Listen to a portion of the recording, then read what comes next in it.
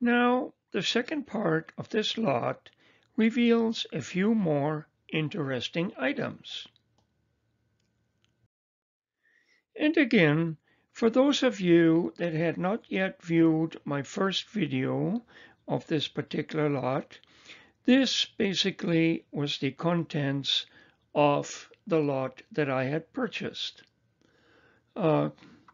Thousands of Imperial China, Taiwan, and People's Republic of China stamps in 2 bags.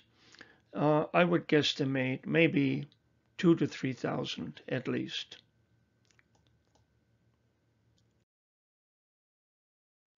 As well as a few hundred Japanese occupation stamps mostly on peace.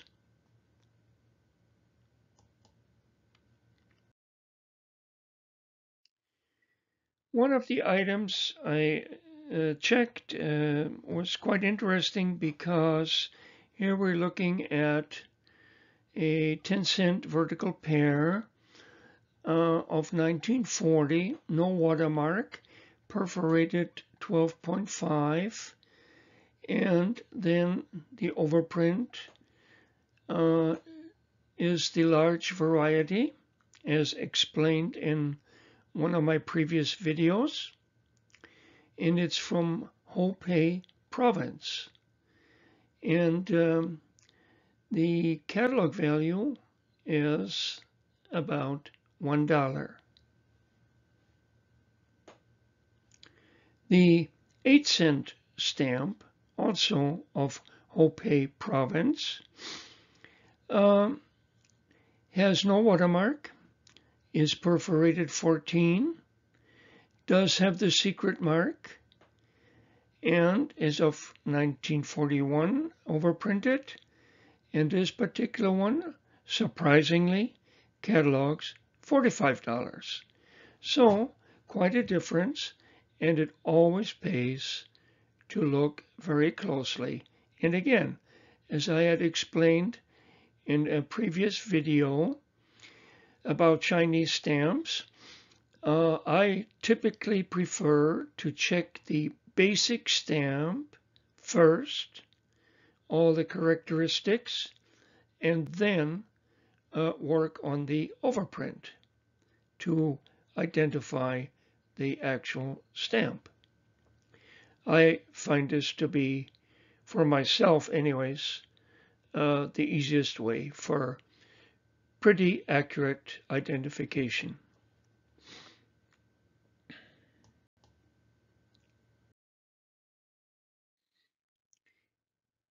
As is the case with the previous 8-cent stamp we just looked at, these 7 items are also of Hubei province, and they total 7 times $45, all in the same stamp lot.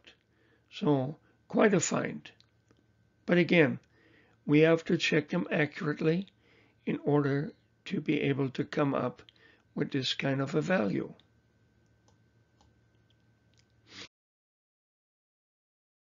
Yes, okay.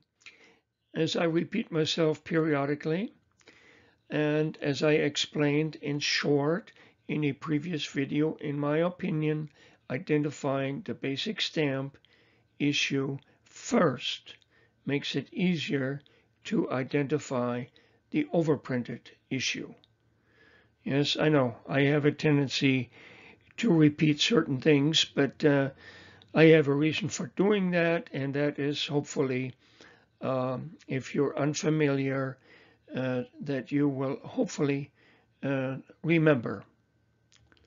So when you are confronted to identifying such stamps, maybe you try this method, and maybe it's easier for you as well.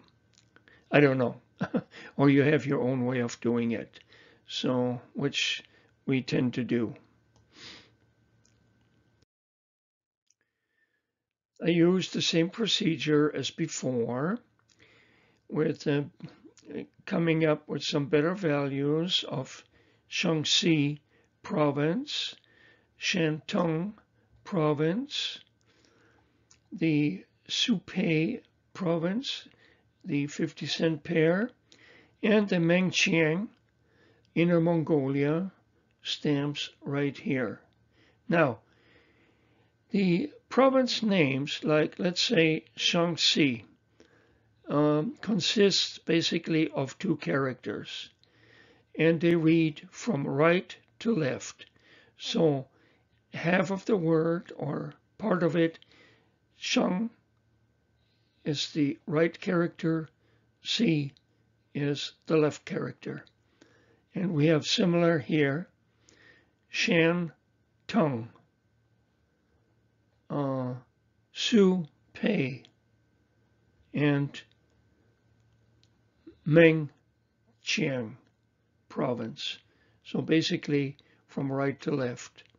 I always wondered about that, and I got some help from someone that is fluent at Chinese, so I was grateful for that. So I pass this along to you.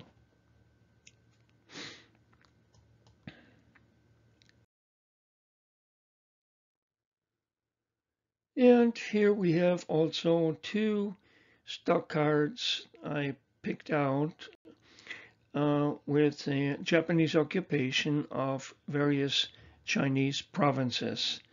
And a rough cataloging came up with about $448. So actually quite a lot. Again, unexpected, but very pleasing.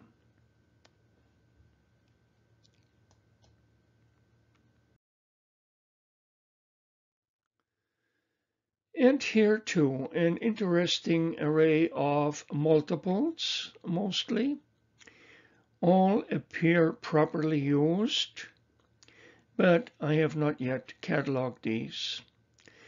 And also, I'm not sure in regards to the different cancels, if they do carry an extra premium or not. I do not have any reference to that. However, I do find them extremely interesting, and maybe someday I will locate such a cancel catalog.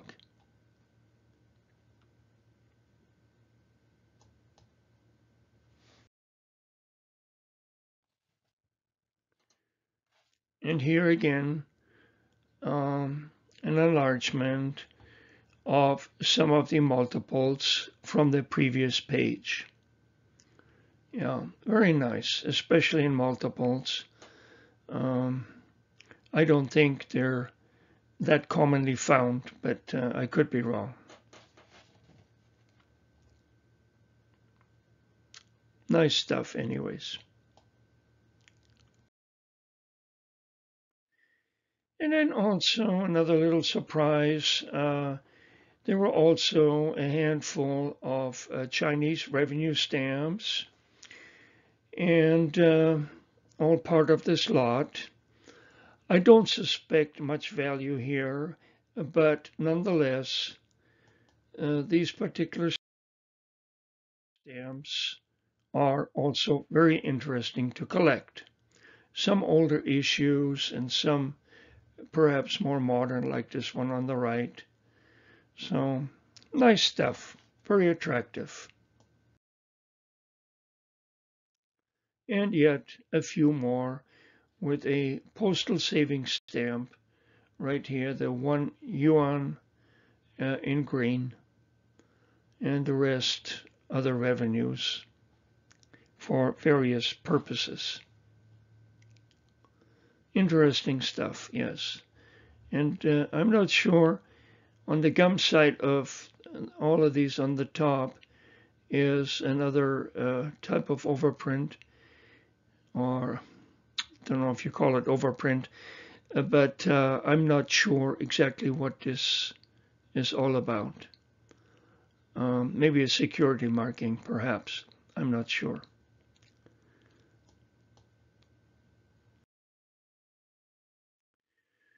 Well, again, I hope that you enjoyed at least a little bit of my video.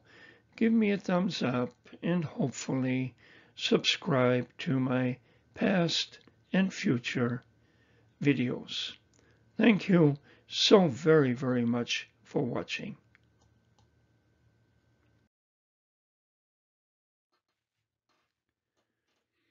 And again, this truly was one of the best Chinese lots I had the opportunity and privilege to buy at truly a bargain price, as we have shown so far. And I still will have a third video on this lot coming up soon. Thank you again.